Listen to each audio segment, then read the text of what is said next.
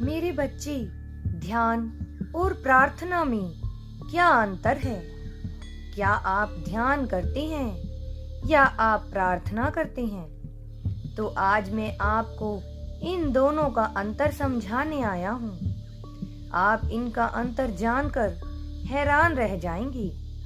अगर आप ईश्वर से प्रार्थना करते हैं, प्रार्थना से ईश्वर आपकी बातें सुनते हैं, आपकी समस्याओं को सुनते हैं। और अगर आप ध्यान करते हैं तो ध्यान में आप जो होता है उसे जानकर हैरान रह जाएंगी कि जब हम ध्यान करते हैं तो ध्यान के दौरान ईश्वर की बातों को हम सुनते हैं।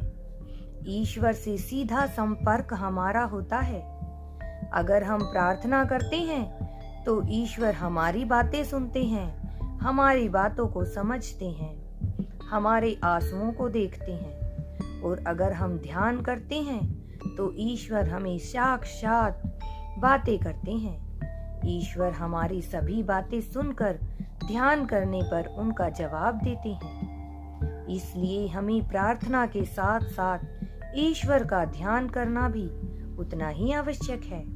अगर आप ईश्वर का ध्यान करते हैं तो उसके बाद आपका हाथ ईश्वर हमेशा के लिए थाम लेते हैं। और जब ईश्वर हाथ थामते हैं तो दुनिया की कोई भी ताकत आपको हरा नहीं सकती। तो ध्यान में इतनी शक्ति है कि आप जानकर भी हैरान रह जाएंगी। तो आज से ही आपको भी ध्यान करना है। प्रार्थना के साथ साथ ध्यान करने से हमारी सभी इच्छाएं स्वयं ही पूर्ण हो जाएंगी। ईश्वर हमारे संपर्क में हमेशा रहेंगे।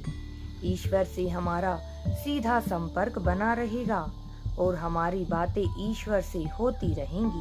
अगर आप भी यह विश्वास करते हैं तो कमेंट में हाँ मैं तैयार हूँ जरूर लिखें। यूनिवर्स को धन्यवाद करते हुए चैनल को सब्सक्राइब जरूर करें।